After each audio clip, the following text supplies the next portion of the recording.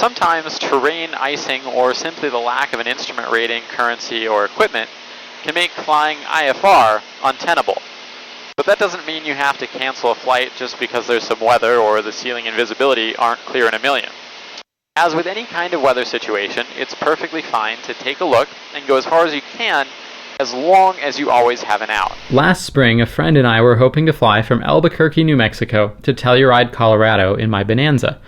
But we woke up in the morning to find scattered rain and snow showers in every direction, with low IFR ceilings along our route to Telluride. Being March and starting at 5,400 feet MSL, the temperatures at altitudes required for IFR flight made icing a concern with no outs below and oxygen required above. With mountainous terrain in three directions, not a lot of airports with weather reporting, but VFR ceilings to the south and generally good weather at Albuquerque, outside of the occasional moderate rain coming through, we figured the easiest way to find a viable plan, if one existed, would be to simply get in the air and take a look. Worst case, we wouldn't like what we saw in any direction, make one lap around the pattern, and spend the day in Albuquerque. I guess if we get in the air and it looks like it's just clear to stay under that way, yeah, that might be the better option. But I see holes everywhere down there too. Right. So we departed VFR into some scattered light rain showers. We could see the conditions were definitely good VFR to the south, but METARs to the west revealed we'd have to fly several hours out of the way to the south to avoid low IFR to the west. All the while trying to get to Colorado, which was actually north. Bonanza 7 Hotel Papa, contact departure. 7 Hotel Papa, departure, good day. So with clear skies above, we climbed to 12,000 feet to see if it might actually be possible to go VFR let's just go on straight top. towards that hole kind of straight ahead there. Yeah, I see it. And then let's see what we see on top. So the other option is we can just go way south. That's all showing VFR right now. It's just a really long ways out of the way.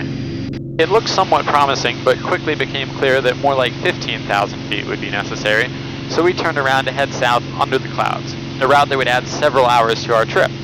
But we had nowhere we needed to be that day. Sitting on the ground wouldn't have been nearly as fun, and would have meant having to skip Telluride entirely because we did have to be in Las Vegas the following evening. We're in New Mexico and we're going south to get to Colorado. Now the thing about flying in less than ideal VFR conditions is that visibility is king. Flying under a 900-foot overcast with 10 miles of visibility is way easier and more comfortable than flying under a 2,000-foot cloud layer with 3 miles of visibility. Not recommended, but you get the point.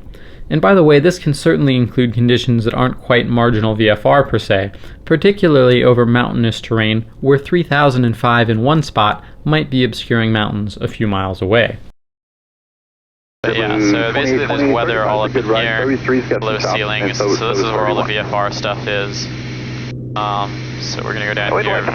So you probably stop in, what is it? Sholo. Sholo 2820, for gas, and grab a bite to eat, something like that. And we'll go from there up to Telluride.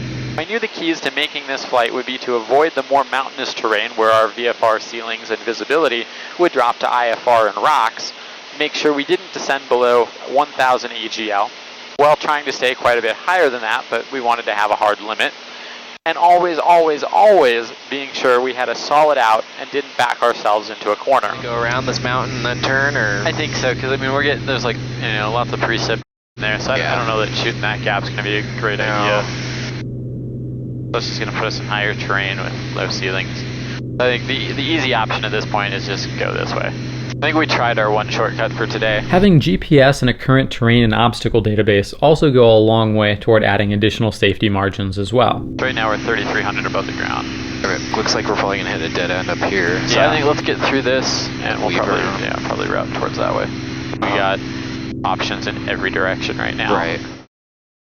Although in this case, en route weather mattered either way, generally the biggest difference between flying VFR and flying IFR is that with VFR, you tend to care a lot more about the weather at airports along the way. Of course, the best way to maintain VFR is by looking outside the airplane and making decisions based on what you actually see. I like to say, go towards the light. That is, if you see a sunny, bright spot in the distance, pick that every time over a gray area that's even more in the direction of your destination. The main goal is to always be able to see terrain beyond where you're going right now. So that's not looking great straight ahead, but I think this direction-ish. What about 2 o'clock? 2 o'clock. I just don't see anything beyond that. I mean, you I know? see some terrain way out there, but But I mean, that's right where all this snow is and where that 200-foot ceiling. So I think we got to go further this way. It's just a question of how far. Okay. And do we go this way or do we go back the way we came and then around? right. A great way to help with planning beyond what you can see, though, is to tune nearby AWOS or ASOS stations and get up to the minute weather at airports along your route. Find out what the ceiling and visibility is like at those specific points. Kind of just dodging some precipitation and clouds all over the place. I'm gonna go this way And instead. This is closing up. I think stay with this, because this is so? just rain. This isn't a cloud. Okay. So we've still got the visibility here. Getting some nice rain right here, but that's cloud over there. So yeah, we're staying out of the clouds and just getting some nice rain on the windshield right now. If you're willing to be patient and put in a lot more work, flying in marginal VFR conditions can be at least as rewarding as a good IFR flight. As long as you can constantly literally see an option to go somewhere that either takes you out of the weather you're dealing with, or better yet, towards a safe landing spot, fly towards the best looking thing in your intended direction and see how far it takes you. Worst case, you get a little closer to your destination than you were before, just don't back yourself into a corner. The lower the conditions, the more options you'll want to have, but it might just yield some of the best adventures you've ever had. This scenery is just gorgeous. Yeah, this is just epic out here. We're figuring it out as we go because we're very limited on weather information out here. So we just know, we've got as much info as we can. We always know, make sure that we have a backup and, don't back ourselves into a corner. Always have to have a plan B and know what your plan B is. But You want me to shoot this gap right toward the airport? no, let's go this way because we got a little lower terrain there, so that'll be a little better. Roger. Yeah. We totally weren't expecting to. Well, I mean, we weren't Come across expecting to be this. in Arizona, period. That's true.